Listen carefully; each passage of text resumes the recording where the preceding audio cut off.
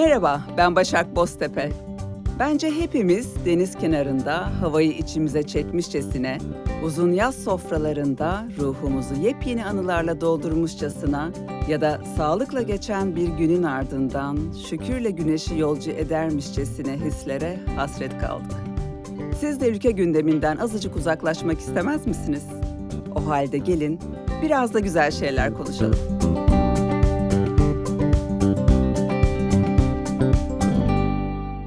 Herkese merhaba. Biraz da güzel şeyler konuşalımın bugünkü konuğu jinekoloji ve anti-aging uzmanı Ali Fuat Aytekin. Merhaba Fuat Bey. Merhabalar, Nasılsınız? teşekkürler. Sizler nasılsınız? Çok Ben biraz daha iyiyim. döneyim. Nasıl rahat edersiniz? Tamamdır. Fuat Bey, ben sizi ilk etapta hastanız sıfatıyla tanıdım ama onun öncesinde sizi karşıma çıkaran o güne gitmek istiyorum.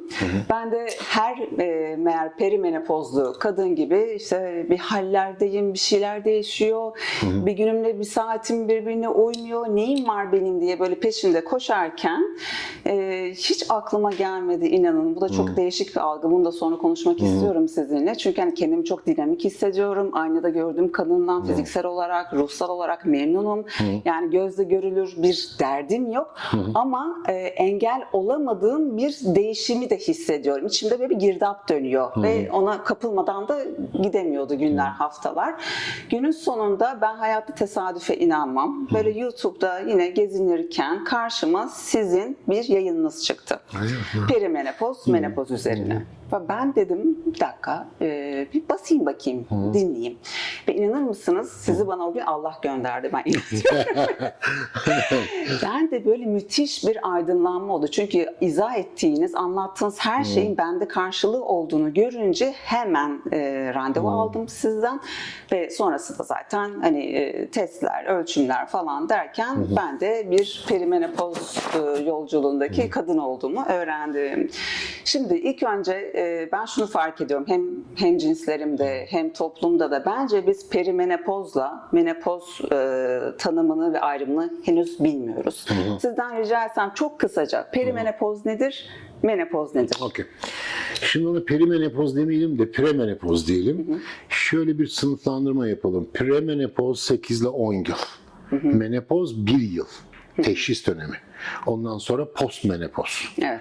Bu hepsinin birden, yani adlandırmaların hepsinin birden toplam adı klimakteryum. Oldu mu? Buna Ruslar klimaks derler. Klimakteryum dediğimiz kısım premenopoz, menopoz, postmenopoz. Esasında menopoz dönemi, yani o bir teşhis dönemidir. Tıpkı hani kanser öncesi kanser teşhisi konuldu ve kanser teşhisi konudan sonraki hayat gibi. Evet. Öyle bir şey düşünelim. Menopoz teşhisi konulduğu anda o 1 yıllık bir dönemi kapsıyor. Yani ben bunları yaptım, işte bilmem ne oldu ya da 1 sene içerisinde adam akıllı teşhis kuvvetlendi, menopoz. Ondan sonra dönemde postmenopoz. Ama postmenopoz deyince 30 yıl düşünün, 40 yıl düşünün. Oldu mu yani? Ölene kadar olan tabii. bir dönem ve yani bir anlamda şöyle bir şey hayal edin. 30 yaşına kadar her şeyi elde etmiyor musunuz? Büyüdünüz, liseyi bitirdiniz, üniversiteyi bitirdiniz, nişanlandınız, evlendiniz, belki çocuğunuz oldu. Evet. Bütün bunlar 30-35 yıllık bir dönem. Ama menopozdan sonra yine var bu dönem. Artık daha tecrübeli, daha akıllı, ne istediğimizi bilen, maddi sorunlarımızı halletmiş, çocuklarımızı evlendirmiş de seyahatlere başlamış, tabii maddi durumu iyi insanlar için. Farklı bir yaşam var. Evet. Ama insanlarda bir psikolojik yapı var.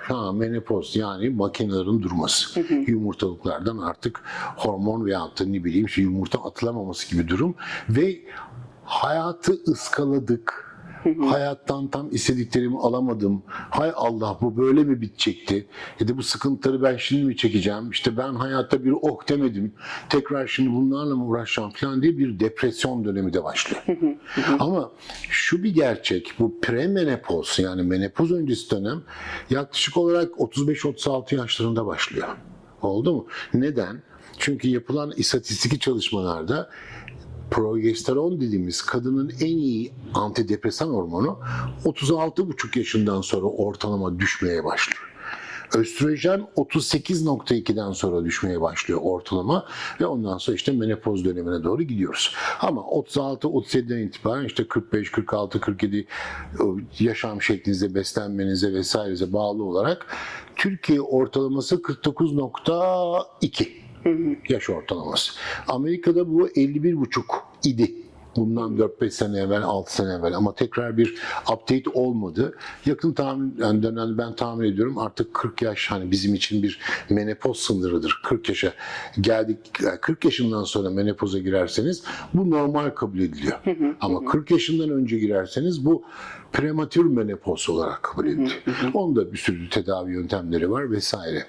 İşte insanların bu yaşlarındaki dönemler, örneğin işte genç kız olduktan sonra ilk regli olması, ondan sonra evlenmeniz, işte yani genç kızlıktan bir kadınlığa terfi etmek, kadınlıktan bir anneliğe terfi etmek, ondan sonra işte büyük anne olmak vesaire, torun sahibi olmak derken hayat bu. Yani çok büyük bir şey beklemenin de anlamı yok. İşte bu 80-90 yıllık dönem insanlara uzun gibi geliyor ama evrenin yaşında, evrenin zamanında bu belki de 1 dakikalık bir şey. Evet, yolculuk. muhakkak. Enteresan bir şekilde toplumda şunu fark ediyorum. Yani kendi kadın arkadaşlarımla konuşunca da gördüm. Hani menopoza girdim demek aslında hani son adet tarihinizin üzerinden 1 sene geçmiş olması lazım ve hiç regl olmamış olduğunuz bekleniyor. Siz artık menopozlu bir hanımsınız. Bir de laboratuvar kısmı var. Tabii ki oradaki belli ölçümler, belli ölçümler testlerle, o bize tabii. yaklaştığımızı veyahut da bu işin biteceğini gösteriyor. Tabii. Zaten o en Sinyaller alıyoruz. önemli şey o zaten elimizdeki veri de. Hani biz böyle sosyal ortamda konuşurken şimdi kendi aramızda ya benim daha var, benim tatlım diyorum, premenopozdayız hepimiz zaten şu an. Yani bundan kaçınılıyor. Bunu çok büyük şey olarak görmeyin sakın, oldu mu? Yani hayat bitmedi. Hayat öyle bir şey olmadı yani. Söyleyeceğim. Yani toplumda böyle enteresan kodlar var. Mesela herhangi bir Türk dizisini falan da izlediğiniz zaman veya bir filmde işte o menopozlu teyze işte elinde hani yelpaze, ay hallerim var, geldiler, ay ona dokunma menopozlu falan filan. Şimdi böyle bir algı yaratılıyor ve bu yine tabii ki her zaman olduğu gibi yine kadının üzerinden ilerliyor. Maalesef. Şimdi bir kere hayatın bitmediği çok aşikar. Kesinlikle.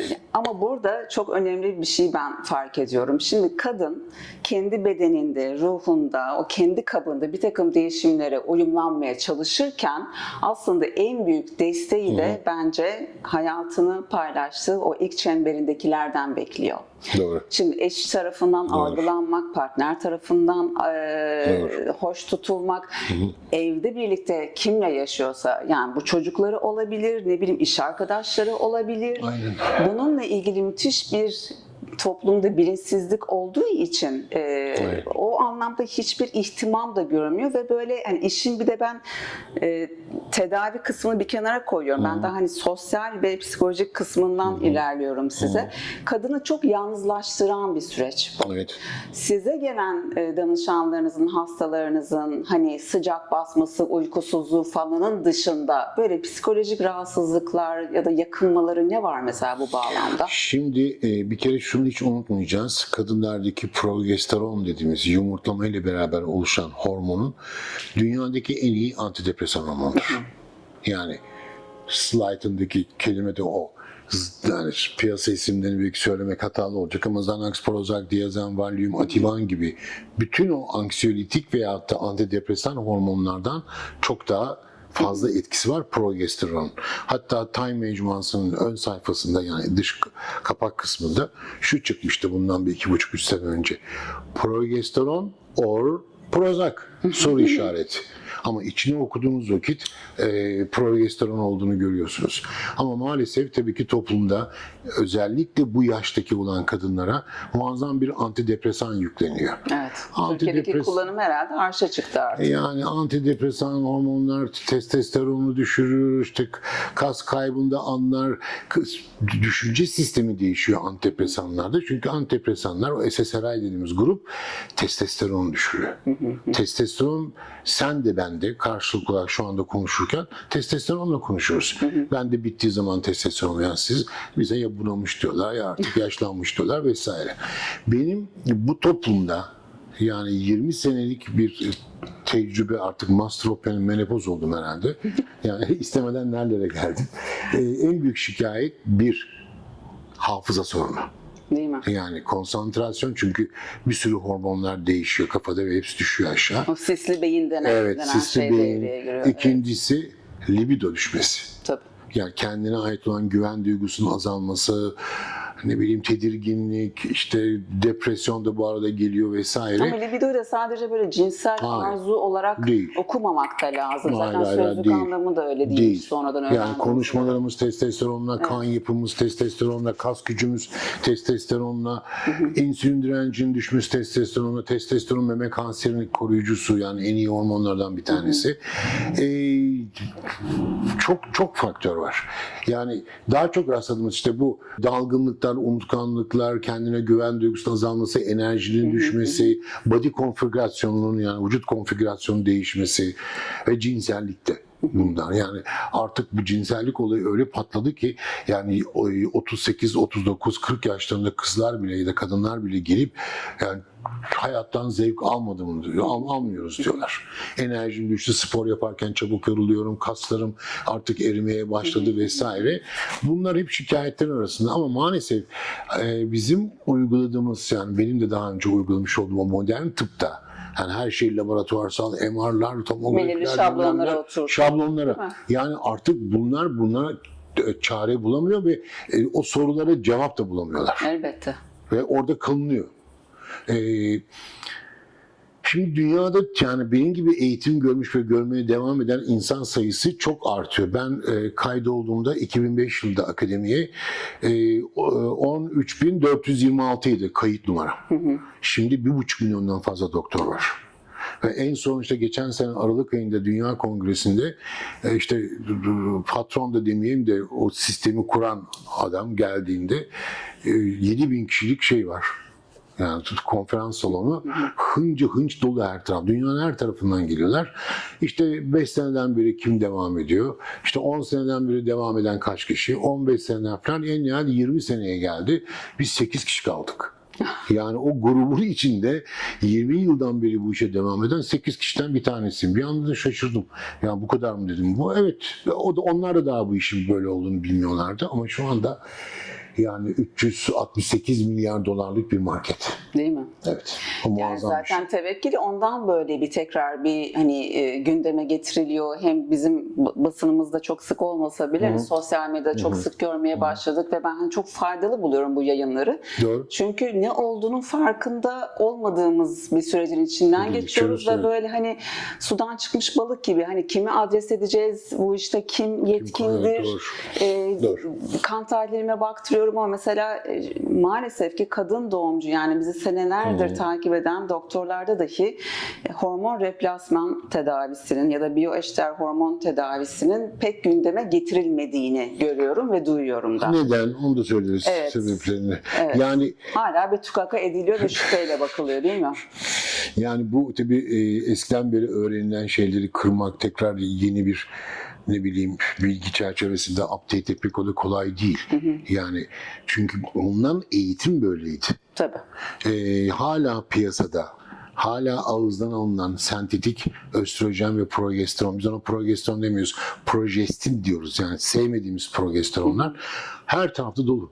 Şimdi bizim yaptığımız sistemin oturması veya gelişmesi için Türkiye'de majistral ilaç eczanelerin açılması gerekiyor. Şimdi onu da soracaktım size. O olmadan bu iş olmaz. Evet. Biz Ben mesela- neden buna erişemiyoruz mesela yani? Yani şimdi o da bu cumartesi pazar da eczacılara eğitim vereceğiz. İşte bayağı kalabalık bir grup var, hem doktorlara hem eczacılara. İşte tekrar bu anti-aging kelimesini biz pek kullanmıyoruz.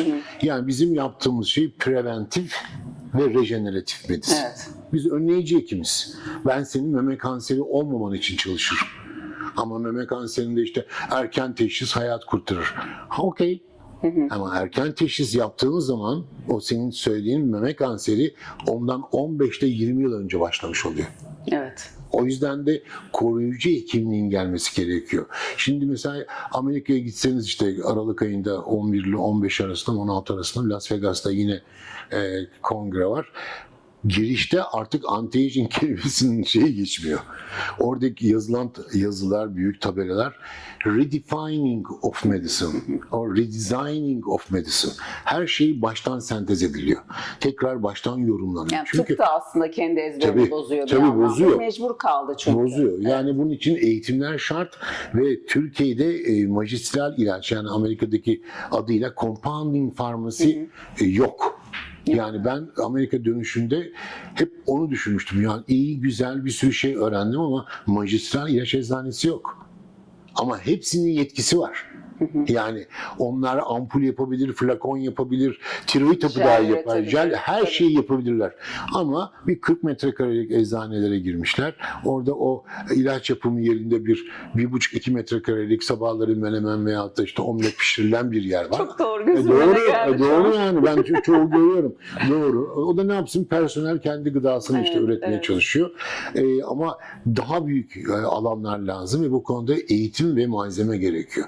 Çok büyük yatırımlara gerek yok işin farmakoloji kısmında. Çok büyük yatırımlara gerek yok.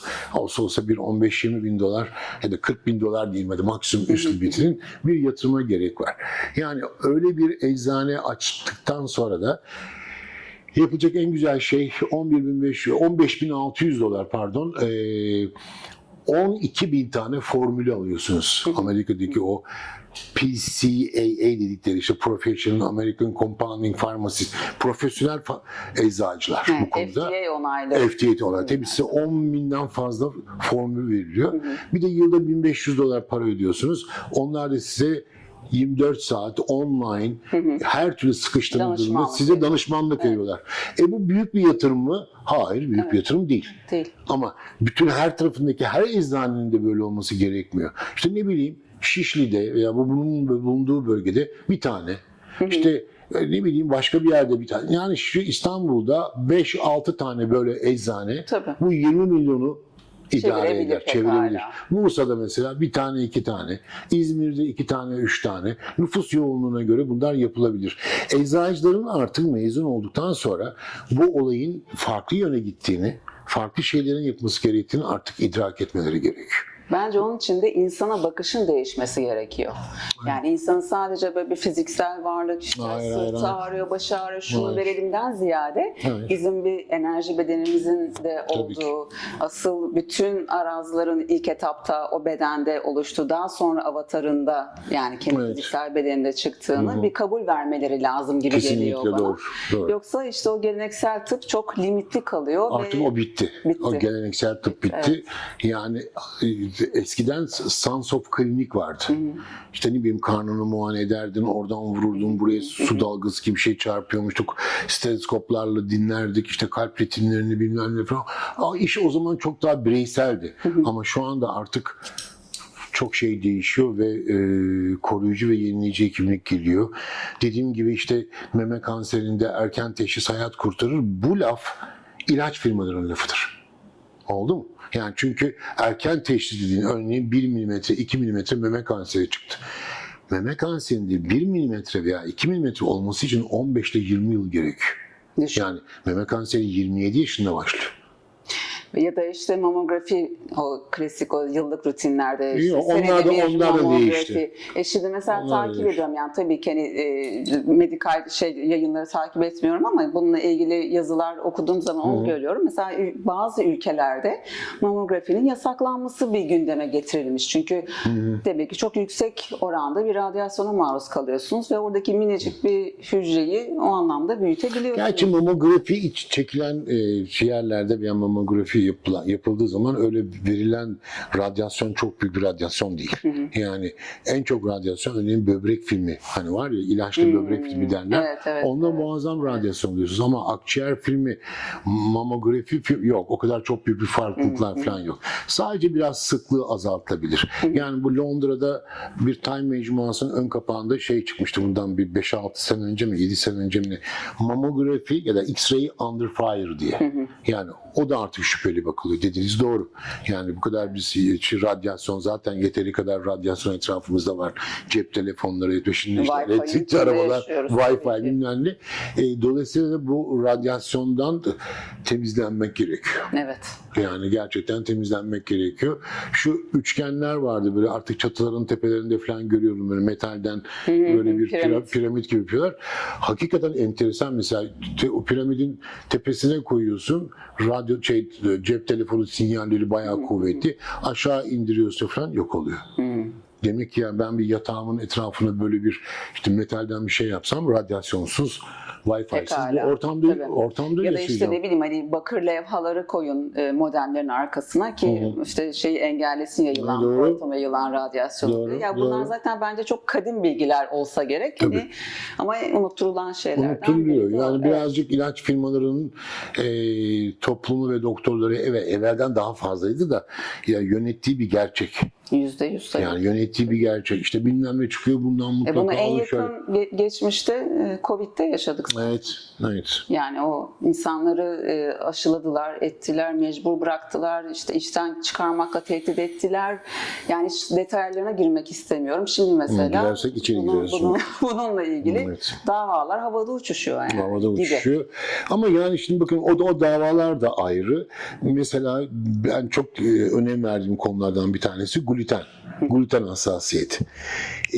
Yani gluten hassasiyetinden zarar gören insanlar için bundan 3 sene önce tahmin ediyorum Bayer firması 11,5 milyar euro tazminat ödedi. Türkiye'den bir kişi başvurmadı. Hani o zaman hep gluten deyip duruyorsunuz. Bu rahatsız olan insanlar niye başvurmadı o zaman? Ama Bayer firması biliyorsunuz yani tarımda kullanılan bütün zirai ilaçların zaten baş tedarikçilerinden. Evet. Yani ilk önce hasta ediyor, evet. sonra ilacını satıyor yani. Aynen. Neyse yani onlar konuşacak iyileşmeyi istemiyorlar. Çok şey var ama böyle bir hani sarmalı almışlar insanlığı. Bir şekilde biz de onun içinde devinim halindeyiz. İşte uyanan uyanıyor, kendini çekiyor, uyanamayan da o sarmalda devam ediyor. Şimdi biz mevzumuza gelelim. Tamam. Bu hormon replasman tedavisi hakikaten benim hayatımı kurtardı. Hı hı.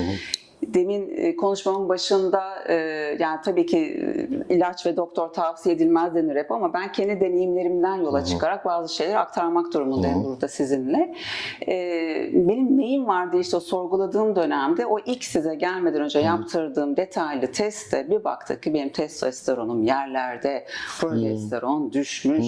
Yani çok normal değil mi Başakçığım yani zaten tabiri caizse zaten janta gidiyormuşsun yani mutluluk anlamında değil mi? Doğru. Yine efendi bir insanmışım da kimseye bulaşmadım. Tabii doğru vallahi, doğru söylüyorsunuz. Ondan sonra mesela ilk orada öğrendim ben. Düşünün kaç yaşında insanım. Az çok hani hormon nedir bilirim ama bizde hep böyle hormon işte tiroide bakılır. İşte insüline bakılır. Bizim insüline sonra bakmaya başladılar. Önceden insüline de bakmıyorlar. Bizim hani hormon tanımımızda olan şeyler bunlar değil. Şimdi gündeme getiriliyor. Yani aslında biyokimyayı düzenlersek bizim çok daha rahat, mutlu bir şekilde yazgı dışında bir ömür sürmemiz mümkün. Ben öyle anlıyorum. Ne Doğru. Anti-aging'in ya da yaşlanma karşıtı olan bu tıbbın için %50'si hormon.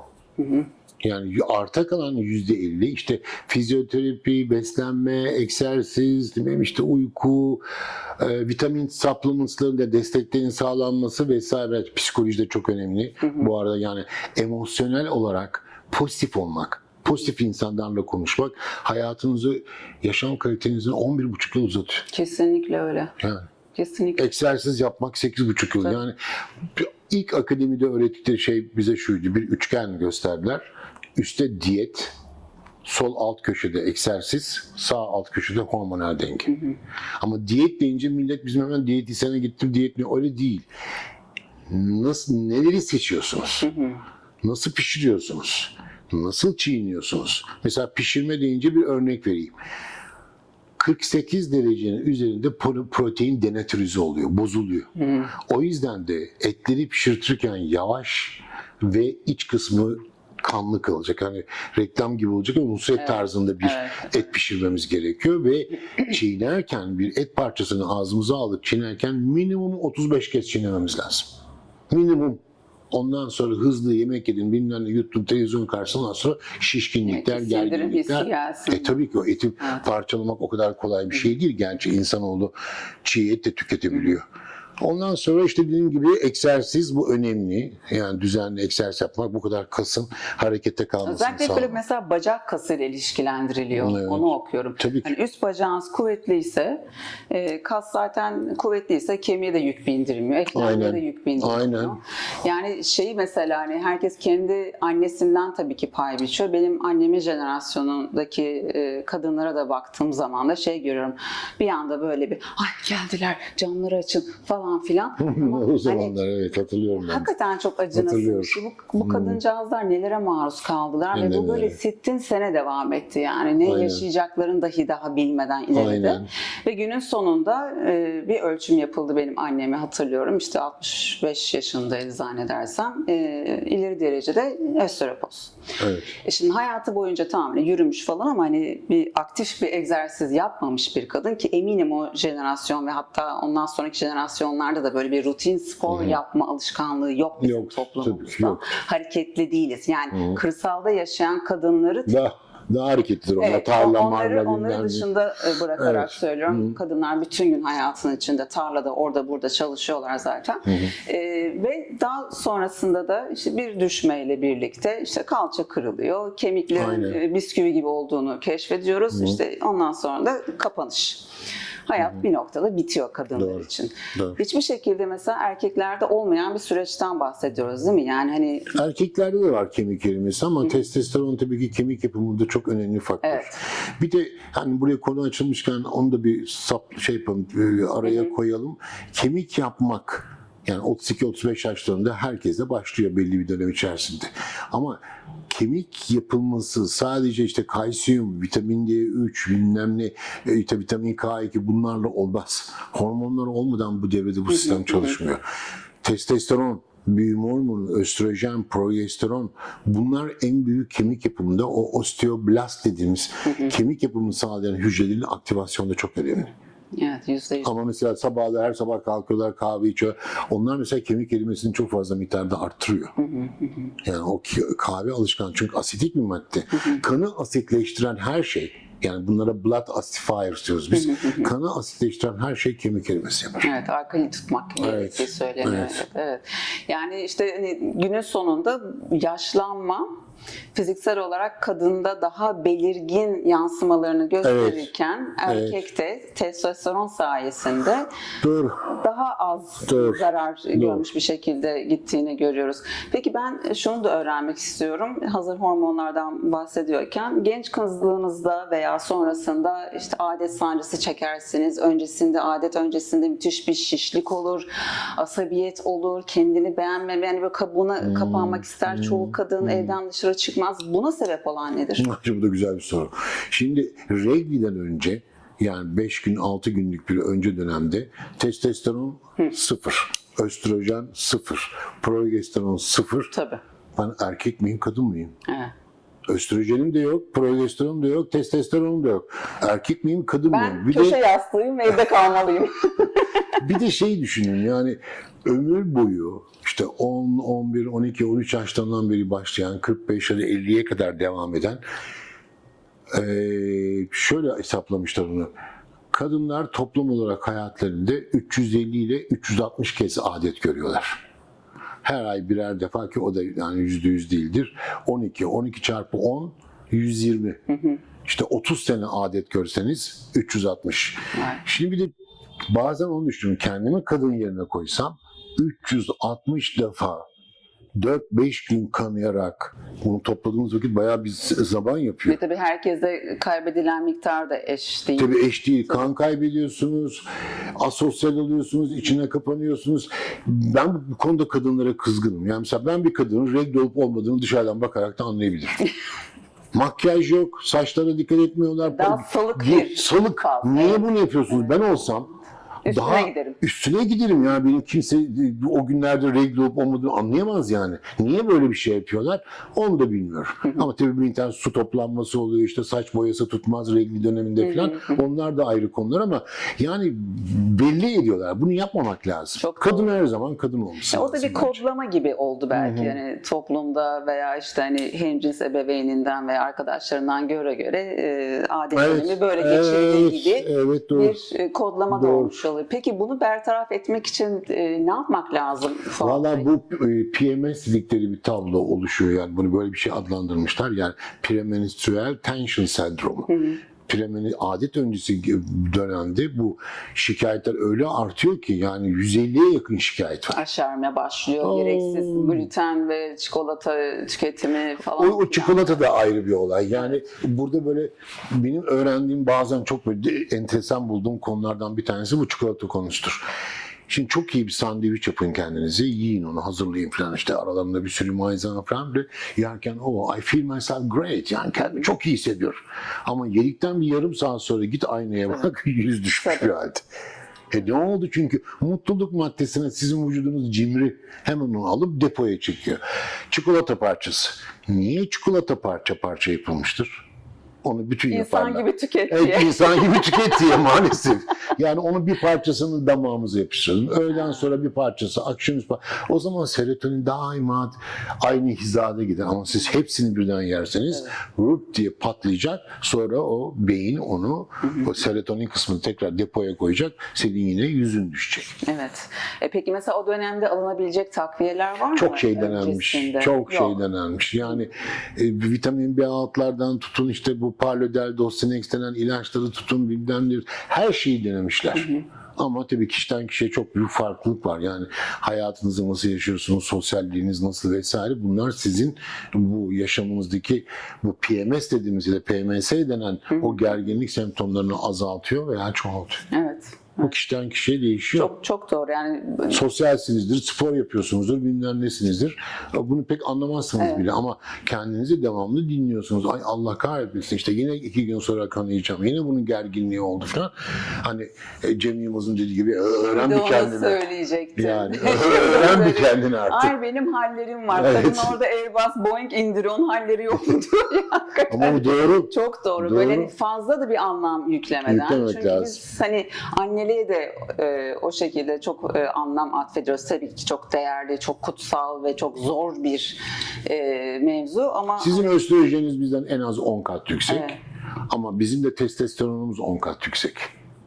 Anlatabildim mi? Bu bizi biraz farklı kılmaya başlıyor. Bir de sizin yani kadınlar olarak bir reglden önceki dönem içerisinde o östrojenin yükselmesi, hafif bir düşmesi, sonra bir devamlılık gösterip sonra tekrar düşmesi, progesteron geliyor, tam östrojen yükseldiği zaman sonra o da düşüyor. Testosteron yumurtlamadan sonra artıyor. Çok ilginç bir şey. Ona Allah'tandır ki diyor. Fortunately that. Yani kadın erkeğine yanaşır, o yumurtasını değerlendirmeye çalışır ama bunu bilinçli olarak yapmıyor. içgüdüsel yazılımında İçgüdüsel var var. yani. Yazılımında Çok var. acayip. Böyle çok enteresan bir sistem bu. Yani hakikaten kim planlamış etmişse bu hormonal kısmında vesaire yani perfect. Peki, şimdi bir de şunu sormak istiyorum. Demin de aynı soruyu sordum ama şimdi tam bir cevabını almak isterim sizden. Bunları yaşayan, içinden geçen, yaşı kaç olursa olsun kadınların hayatlarını birazcık daha kolaylaştırmak adına onlara önerebileceğiniz neler var? Ben hormon replasman tedavisini tercih ettim. Çünkü hem psikolojik olarak içindeki o dalgalanmalar hem yani bu yaz mesela hani böyle bir hafta içinde pazartesiden perşembe kilom 2-2,5 kilo oynayınca bir anda böyle bir kilolar alınca dedim ne oluyor ne kollarım falan gıdım mıdım falan ben çünkü yani bir kilo sorunu yaşamış bir insan değilim ama belli ki her zaman yaptığım şeyleri yapmaya devam ederken bile sen dur artık tatlım senlik bir durum yok burada devreye biz giriyoruz deyip böyle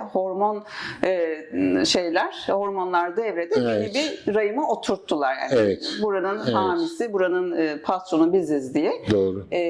Bendeki yansıması böyle oldu ve şu an hani iyi ki diyorum biyoeşdeğer hormon tedavisi alıyorum sayenizde ve sizin denetiminizde. Kendimi bedenimi çok daha rahat, Ama işin gerçek çok kısmı daha bu. mutlu, daha böyle bedenimin, kabımın içinde daha huzurlu, daha barışık hissediyorum. Hatta ekip arkadaşımız Olcan'la biz yazında çekimler yaptık. Zaten çok sıcaktı Bodrum bu yaz. Ama orada hatırlarsa ay, çok sıcak, dayanamıyorum falan. Evet. Yani şimdi bunları yaşamaya gerek yok. Yani bu sürecin çok daha insani koşullarla geçirmek Doğru. mümkün ve bu da bir kodlama herhalde. Çünkü 2002 yılında, yanılıyorsam lütfen düzeltin, 2002 yılında bir araştırma yapılmış. Orada da zannedersen bir kısran idrarı kullanılmış. Yani o bileşeninde o varmış, o demin söylediğiniz. Sentetik hormonlar. sentetik Onlar artık hormonlarda. kalmadı. Onun da yeteri kadar araştırması yapılmadan basına verildiği için de o ilk etaptaki sonuçları, işte meme kanseri artışta Yok, hayır. falan. Bence hala oranın ceremesini çekiyor hormon replasmanı. Aynen, tedavi. dediğiniz doğru. Artık Amerika'daki kadınlar buna isyan etmeye başladılar. Ve bu yapılan araştırmaların vesaire çoğunun, yani bir araştırma yapıyorlar, 20.000 kişi alıyorlar ama 55 yaş ve üstü. Yani 55 yaşına kadar benim meme kanserim olmuştur. 27 yaşında başlıyor. Sonuç olarak yani çok yaşlı bir grubu aldılar ve kullandıkları ilaçlar işte projestin dediğimiz Evet. sentetik olan progesteronlar, östrojenler deseniz hala var piyasada. Hala çok meşhur hastaneler bunu kullanıyor. Yani ben inanamıyorum. Böyle nasıl oluyor, bilmem ne yapıyor ama böyle bir sistem var. Bir şey söyleyecektim az önce ben. O algı herhalde ondan dolayı oldu. Nasıl? O araştırma sonuçları meme Tabii kanseri. o insanları korkuttu. O korkuttu. Ama şimdi artık İngiltere'de olsun, Amerika'da olsun kadınlar, biz modern işte bioidentical diye, bioeşdeğer dediğimiz, bioeşdeğerin de anlamını söyleyelim. Vücutta bize etken hormonumuz 17 beta estradiol. Yani bir formülasyon, konfigürasyon bu var. Bu kanda %10 oranında var. Bir de estriyol var. E3 dediğimiz ve unutulan hormon. Ama gebelikte 1000 kat artıyor ve meme kanserini koruyan hormon. Oldu mu? O yüzden FDA bu 17 beta estradiol dediğimiz E2 ve E3'ü birlikte kullanılan formülasyonu, ki buna biased Amerikalılar, biz de biased diyoruz. Evet. Bunu FDA 2020'nin Mart ayında kabul etti. Ne kadar yeni. Evet, 1995'te başvurmuşlar. 2020, 25 sene sonra kabul etti. İnanılmaz bir şey ama enteresan bir şekilde mesela Avrupa'da bazı ülkelerde, özellikle hani Fransa'da kadınlar bu östrojen jene çok kolay erişebiliyorlar. Erişebiliyorlar. Yani. Sigara alır gibi alıyor kadın gidip İşte mesela bizim eczaneden. Türkiye'de bunun mevduatının, bunun bakanlık tarafından bunun oluşturulması ve belli eczanelerin veya belli yetkilerin bazı eczanelere verilmesi gerekiyor. Ama bizde böyle bir şey soyunacak olan eczacı sayısı az. Çünkü bu işte eczanenizin içinde bir 20-30 metrekarelik bir yer koyacaksınız, bir şeyler, aletler alacaksınız, onu yapacaksınız, bunu yapacaksınız. Ben Amerika dönüşü, o az önce başlangıçta söylemiştim, yok denince, yani böyle bir majistral ilaç eczanesi yok. İlk baştan İstanbul'da Metro City'nin içinde, Metro City eczanesinin içinde biz bir 20 metrekarelik bir yer kurduk. Ama daha sonra işte bir takım ticari anlaşmazlıklar falan oldu. Oradan çıktık. Tekrar Yeditepe Üniversitesi'ne falan döndük. Ama bu konular çok büyük bir açlık var. Yani bizim eczacılarımız, bilemiyorum, ben her zaman eczacılara şunu söyledim. Ben diplomamı size vereyim. Siz bana diplomanızı verin. Ben eczacı olayım. Bana bir yıl müsaade edin. Bir yılın sonunda bütün Türkiye'ye hizmet ederim. Hem de nelerle. Yani işte mesela aşk hormonu vardır, oksitosin dediğimiz kadınları orgazm almaya ve nemlendirmeye yarayan hormon. Ama bu hormona ulaşamıyorsunuz çünkü sadece devlet hastanelerinde kullanılıyor. Yani çok acayip değil mi? Mesela tiroidinizle ilgili bir sıkıntınız varsa pekala gidip onun hani ilacını alıp alıyorsunuz. kullanıyorsunuz, sisteme Ama sokuyorsunuz. burada yok. Ama bu da bir hormon ve bu da aynı ehemmiyette. Evet, yani aşk hormonu, yani annenin çocuğa aşık olmasını veya çocuğun anneye aşık Bağ olmasını kurması sağlayan için, bu. tabii. Oksitosin. Yani otizmde de büyük etkisi var, bilmem nesi var, şusu var, busu var. Ama bulamıyorsun çünkü bizde hemen o kötü amaçlı kullanılmış. İşte 4 aylık, 5 aylık olunca çocuğu düşürmek için kendilerine enjeksiyon yapmışlar, bilmem ne yapmışlar. İşte bir türlü şeyi kullanamıyoruz. Yani suistimal ediyor Türk halkı. Evet. Mesela ateş basmaları için, siz hatırlamazsınız onu, Bellerigal diye bir ilaç vardı. Yok, bilmiyorum. İşte tentür de belledona. Yani güzel avrat otu. İşte ergotamin tartarat. Şöyle minnacık bir drajeydi. Alın onu. 15 dakika sonra ne terleme, ne ateş basması, ne bilmem ne. Ama piyasada yok. Muazzam bir şey. Yani Yok. bir kere yani kadının uyku kalitesini bozan bir şey o sıcak basmaları, gece Yazın uyanmaları. menopozun şikayeti artar. Tabii. Yani bize gelen hastalar yazın artıyor. Neden? Çünkü östrojen hem ısı regülasyonunu sağlıyor hem de kadınlık özelliklerini sağlayacak ama bu arada ihtiyaç artıyor. Kışın östrojen ihtiyacı düşüyor. Evet. Yani Böyle enteresan şeyler var. buna nasıl mesela sırt çeviriyorlar veya nasıl bunu görmezden geliyorlar, inanılır gibi değil. Peki şunu da sormak istiyorum. Hiçbir semptom göstermeyen premenopoz hastaları da vardır. Var tabii. Mesela diyor ki benim adetlerim çok düzenli, ateş basmam yok, uyku düzensizliğim yok, cinsel arzum da yerinde, yani hiçbir şeyim yok benim falan. Ben diyorum ki mesela arkadaşa, kızım sen yine de baktır hormonlarını. Bir bak bakalım ne seviyedeler falan. Hayatım neyine baktırayım? Her şeyim yolunda diyor. Yani Yok. çok enteresan. Bir noktada kadınlarda hem bunun da bir kodlama olduğunu düşünüyorum. Ben hala geçerliyim. Benim kadınlığım ölmedi. Bak işte her ay adetimi de görüyorum. Her şey yerli yerinde. Benim menopozda daha çok var gibi böyle bir kendileriyle alakalı bir yanlış beklenti ve bana göre bir darboğaz yaratmışlar kendilerine. Yahu ne olacak? Premenopozda olsan ne olacak? Menopozda girmiş olsan ne olacak? Yani o konuşmamızın başında söylediği şey o kadar doğru ki, yani menopoz oldu. Yani Allah ömür versin ama günün sonunda menopoz sonrası da sizi nereden baksanız bir normal koşullar 30-40 sene bekliyor Tabii ki, yaşamın tabii ki, içerisinde. tabii ki. Hani neden ben fişi çekiyorum? Neden böyle birden hani artık hani toplumdaki yerim, ailedeki yerim, ne bileyim sesim, işte varlığım niye beni artık kuytuya çekmek durumunda bırakıyor? Yani sırf hani menopoza girdim diye. Yani bunun eğitimlisi de aynı mercekten bakıyor. Hani daha az eğitimlisi de mesela çok enteresan bir ortak payda. Şimdi ben şunu saptadım bunca yıldan beri. Bir kere, ya Amerika'da bunu eğitimde verdiler. Bir Avustralyalı biyokimya profesörü bu konuda muazzam derecede baskı yaptı böyle eğitim konusunda. Laboratuvar testinin yorumlanması önemli. Oldu mu? Şimdi tiroid testine bakıyorsunuz. 0,4 ile 4,5 arası normal. Ya bu nedir bu? Yani 0,5 mi normal? 6 mı? 7 mi? 1 mi? 1,5 mi? 2 mi? 3 hangisi normal bunun? Hangi laboratuvarda yaptırdığınıza göre de değişiyor Değişiyor galiba. tabii yani. Panelleri değişiyor Evet, çünkü. paneller, kullanılan kitler vesaireler. Şimdi bizim insanlarımız hasta olduğu zaman gidip kan veriyor ve testlerine baktırıyor. Dolayısıyla da sağlıklı insanlar o grubun içine girmediği için bu spektrum muazzam derecede gelişmiş durumda. Yani çok büyük fark var. Mesela insüline bakıyorsunuz 4 ile 25 arasında normal. Yani 4 mi normal, 5 mi normal, 6 mı, 10 mu, 12 mi, 15 mi? Yani muazzam bir spektrum var. Evet. O yüzden Amerika'da bunlara belli bir standart getirilmiş. Örneğin insülin her zaman 7'nin altında olacak. Oldu mu? Tiroid 0,8 ile 1,8 arası ideal.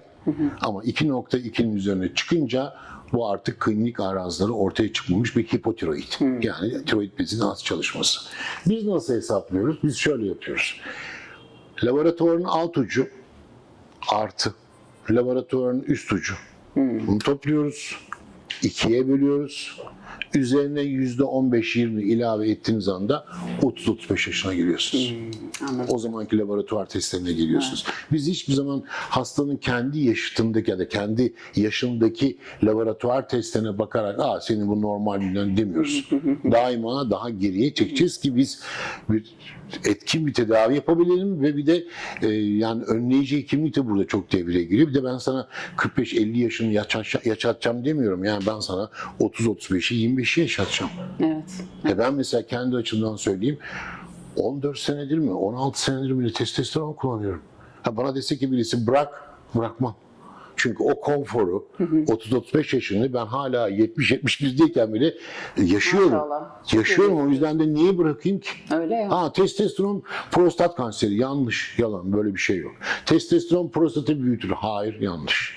Bu Harvard Üniversitesi'nin Üroloji Başkan Yardımcısı Abraham Montgomery'nin işte yazdığı Testosterone for Life diye bir yaşam için testosteron denen kitapta açık açık hepsini anlatıyor. Ve o da mesela en son kongrede şey dedi. Biz dedi işte Harvard Üniversitesi'nde devamlı işte onun kanser tedavisi, bunun kanser tedavisi yok. Mesaneler, böbrekler, bilmem neler.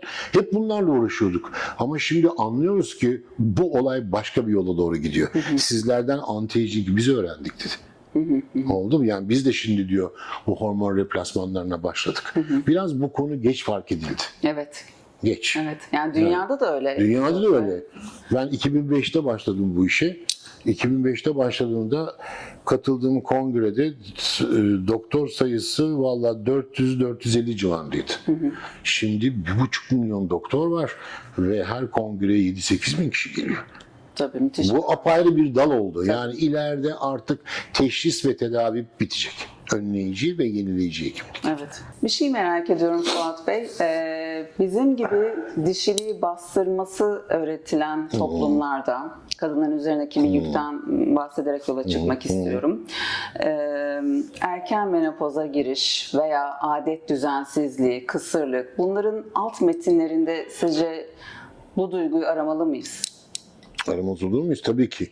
Ama bizim kadın doğumcularımız bu konuda hiç önem vermiyorlar. Bu konuya daha yakınlaşmıyorlar. Yani bir kadının ben yani tekrar jinekoloji yapsam 35-36 yaşından itibaren senede bir defa veya 2 defa adetinin 19. veya 20. günü işte bir estradiol, bir progesteron oranına bakarak bu kadının tablosunun neler olacağı, depresyonun sebebinin ne olduğu, miyomların sebebinin ne olduğu vesaire hepsi açığa çıkartılabilir.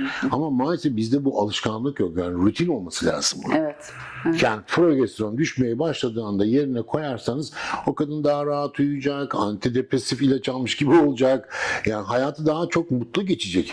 Ama maalesef bizde bunlar yapılmıyor. Jinekologlar bile çok çekimsel kalıyor. Yani kadın doğum hastalıkları uzmanları bu bile. ayrı bir dal. Evet. Ayrı bir dal. Yani Ama yönlendirmiyorlar da. yönlendirmiyorlar. Bilmediğini söyler, der ki bu benim branşım değil, seni X doktora yönlendirelim, bir bakılsın denilebilir mesela. Doğru. Hani orada bile yanaştıklarını çoğu zaman hani görmüyorum. Ama o zaman da ben tek başına olmak istemiyorum. Yani o zaman bütün şimşekler, bütün noktalar size doğru geliyor. Değil. Herkesin bunun eğitimi alması gerekiyor. Eğer Amerika'ya gidemiyorsan senede 2 defa, 3 defa biz de eğitimler yapıyoruz. Eczacılara, bilmem nelere falan. Herkese eğitim yapıyoruz. Muhakkak tabii ki. Yani ben bilgi vermeyi de severim ve öğretmeyi de severim. Ama hani ben bunu kendime saklayayım da kimseyi söylemeyeyim de bir tek ben hiç böyle bir düşüncem olmadan yaptım. Evet. Yani onu düşün mesela, kültürel kodlar da herhalde çok farklılık gösteriyordur bu süreçte, değil mi? Yani hani misal bir yerde okumuştum. Japonya'da özellikle galiba soya tüketimi ve östrojeni çok ihtiva eden bir şey olduğu için Japon kadınlarında mesela hiçbir şekilde sıcak basması olmazmış, sisli beyin olmazmış, çünkü hani bir dengede yürütüyorlar ve çok hareketli kadınlar olduğu için hani bizim şikayet ettiğimiz şeylerin onda birinden şikayet etmiyorlarmış. Doğru. Yani aynı şekilde ne bileyim hani Fransız kadınlarına bakıyorsunuz, bütün gün elde sigara, şarap falan filan. Ama şaraptan östrojen oluyor. Şimdi onu söyleyecektim. Evet. Sürekli yürüyorlar, hareket halindeler falan. Çok sağlıklı besleniyor gibi gözükmese dahi hani böyle ince. Sabah kahvaltıda şarap içiyorlar. Öyle. Yani demek ki diyeceğim şey o kadın gluten tüketerek, tabii ki glutenin kullanılan unun da içeriği bizdeki gibi değil. Onlar da tabii ki saf Rusya yani. aklanmış durumda. Yunanistan öyle, Bulgaristan öyle. Türkiye'de kimse çıkıp da ya bu gluten hassasiyetine oluşan unuttum şimdi ismini. Çölyak hastalığı. Yok. Kimyasal glifosat. Bu glifosat şeyleri liderler kimyasal maddesi işte Bayer üretiyor. İşte bu yabancı otlar üremesin, buğday taneleri daha uzun olsun diye bunu sıkıyorlar. Tabii. Ve bunlar buğdayların üzerine de yapışıyor. Oradan siloya gidiyor. Oradan un oluyor. Geliyor, yiyorsun. Bu sefer bağırsaklarında bununla ilgili problemler başlıyor. Tabii yani 30 sene önce, 30-35 sene önce bizim böyle bir sıkıntılarımız yoktu. Yani çölyak hastalığı her zaman olan bir şey. Yani doğuştan gelen bir hassasiyet diye düşünülür ama hani hep denir ya işte İtalya'ya gittim, tabak makarna yedim, hiçbir şey hissetmedim falan. Ama o glutensiz un Yani ki glutensiz deyince gliofosfatsız un. Tabii yani bizim müthiş bir şekilde aslında bu tarımda kullanılan ilaçlara, tohumlara müthiş bence her vatandaşın dikkat kesilmesi ve takipçisi olması gerekiyor ama Türkler de yorgun hangi biriyle uğraşsın bilemiyor Vallahi o yüzden yani. Geçen günlerde bir toplantı oldu. Şimdi o TikTok'tan millet aman ya TikTok mu bakıyorsun, TikTok'u bilmem ne yapıyorsun falan derler ama orada neyle ilgileniyorsan karşına onlarla Elbette. ilgili yazılar çıkıyor. Tabii. Şimdi mesela ben hep kafamda şeydi. Bu testosteron olayın düşmesi ve bu kadar önemli olduğunu gördükten sonra bence dedim ki yani bu toplumda boşanmaların, aldatmaların, bilmemlerin sebebi bu. Testosteron. Testosteron. Ama bu benim kendi fikrim. Erkeğin avlanma arzusuyla bir ilintisi yok. Omuzda mu var tabii. Onda var. Yani ne kadar daha hala geçerliyim, ne kadar hala daha sahadayım, değil mi? Yani kadın da muhtemelen bunu Tabii sağlamasını ki. yapıyordur. Tabii ki yapacak. Çünkü hani benim bununla ilgili bakış açım hakikaten bir belgeselde değişti. Yine böyle bir işte hani National Geographic falan gibi bir şeydi muhtemelen. Bir aslan sürüsü, dişi aslan, o sürüdeki 4-5 tane erkek aslana ona bir kuyruğu çevirdi, onu böyle kırıttı falan filan. Her birine bir mavi boncuk dağıttı. Bu erkekleri birbirine çarptırdı. Günün sonunda galip gelen gariban aslan burası yara bere içinde yüzü gözü falan gitti kendini ona dölletti mesela. Kadın da böyle ikircikli ve hesaplı bir Tabii. varlıktır. Geleceğini güvene almadan Tabii ki, bir şey tabii yapmaz. ki. Yani hani diyeceksiniz ki o aslan ama ben hani doğa doğadır yani. Hayır. İnsanın Evet. doğasında çok farklı Tabii, olduğunu tabii, düşünmüyorum. tabii. Hani toplumda öğrendiğimiz, kodlandığımız şeylerin dışında. Ama mesela erkek enteresan bir şekilde testosteron yüksek kaldığı için bizim gibi çok belirgin bir değişiklik hissetmiyor, göstermiyor da. Hormon değişikliği bazında konuşuyorum. Evet doğru. Ama iştahı belirli bir yaştan sonra dışarıya dönüklüğü artıyor. Evet. Doğru. Yani evdeki kadının bu huysuzluğundan ve işte ay canım istemiyor, ay işte başım ağrıyor geldiler sıcak bastıdan dolayı mı dışarı çıkıyor, itiliyor erkek? Ya da dünden teşne belki zaten hani dışarıya çıkıp Bu avlanmaya. multifaktöriyel bir şey yani var. Onu diyordum yani o TikTok'ta tam bir üniversitenin bir hocası bayağı otör bir adam. O psikiyatrik şeye galiba ya psikiyatri ya başka bir şey bölüm başkanı. O da aynı şeyi söyledi. Dedi bunun en büyük sebebi testosteron eksikliği. Yani bizi yaparlarken kadınlara 1 erkeklere 10 katını koymuş. Evet Allah öyle yaratmış. Evet yani bu ben hep onu söylüyorum. 10'da 1 değil de 10'da 2 olsaydı kadınlar dünyaya hakim olurdu. Belki de onu engellemek için yapmışlar bilmiyorum yani. Ama bu çok önemli bir şey. Yani testosteron senin düşünmeni sağlıyor, enerjini sağlıyor, kendine güven duygunu sağlıyor. Yani ben şimdi 71 yaşında olarak başka birisi olsa işte ne bileyim ya bir baston ya başka bir şey tabii ki ekstrem uçlar mutlaka var. Ömür de uzadı tabii ki. Ömür de uzadı. Yani ne bileyim ben bana şimdi birisi bırak dese testosteronu niye bırakayım? Evet. Yani hayatın keyfini çıkarmak, kendime güven duygusu, enerji. İşte şimdi diskoya gitsem sabaha kadar zıplarım. Ya. Zıplarım. Hadi gidelim. Vallahi gidelim ya zıplarım. Çünkü neden? O testosteronun bir gençlik hissi oluşturuyor. Bir kere içindeki o çocuğu da hiçbir zaman öldürmeyeceksin. %100 katılıyorum. Öyle ben olgunlaştım artık elime ayağıma dikkat edeyim hareketlerim dediğin anda aşağı iniyorsun. Beden de izliyor zaten sizi. Evet. Yani komutu burası veriyor. Evet. Beden de peki tamam diyor. Evet. Ona göre bir yol haritası çiziyor size. Yani enteresan tabii. Yani testosteron üstünlüğüne bakınca erkeklerin hani imrenmemek elde değil. Onun da halleri böyle hani andropozla birlikte değil mi? Hani böyle burada bileklikler artıyor. Araba değişiyor. Arabalar değişiyor. Hanım değişiyor. Saçlar falan. Evet. Yakalar Evet, kalkıyor falan evet. değil mi? Ama işte o son yolculuğa Onlar çıkış neyin veya pozunda peki? valla o da bir enteresan. Yani bu çok incelenmesi gereken bir konu. Daha ne konular var Türkiye'de incelenmesi gereken. Evet, bu yani. bir sosyolojik Neler var? incelenmesi Tabii. gereken bir mevzu Tabii. yani. Tabii. Evet. Tabii ama yani kadının o dönemde ben çünkü bini geçti bir kadın popülasyona testosteron enjeksiyonu yaptık. Yani ben sonuçlarının böyle olduğunu tahmin etmedim. Yok, ben birinci ağızdan Yani size ben de şaşırdım. yansımalarını kesinlikle iyileştirdiğinizi. Neymiş bu diyorlar, tamam mı? Ben de diyorum ki hakikaten neymiş? Evet, Yani bu nasıl bu kadar büyük etkiliymiş? Evet. Yani sabahtan akşama kadar diyor temizlik yaptım, yorulmadım. Şimdi kendime güven duygum geldi. İşte şu oldu, kocamla barıştık, bilmem ne oldu. Tabii. Keşke bu kadar her şey basit olup da ben o yaptığım enjeksiyonla her şey yoluna Devam girse ne etsin. kadar güzel olur. Hayır, bir de yani yaşadığımız toplumda da o kadar çok negatif şeye maruz kalıyoruz ki hani bir haftayı şöyle bir huzurla kapattığımız daha vaki değil. Yani o sebepten bari biyokimyayı doğru ilerletelim de dışarıdan gelen etkilere daha sağlam durabilelim diye düşünüyorum. Peki, çok teşekkür ederim Rica ederim, Fuat Bey. rica Yine ederim, her enfes zaman. bilgiler verdiniz. Estağfurullah. Çok teşekkürler. Rica ederim.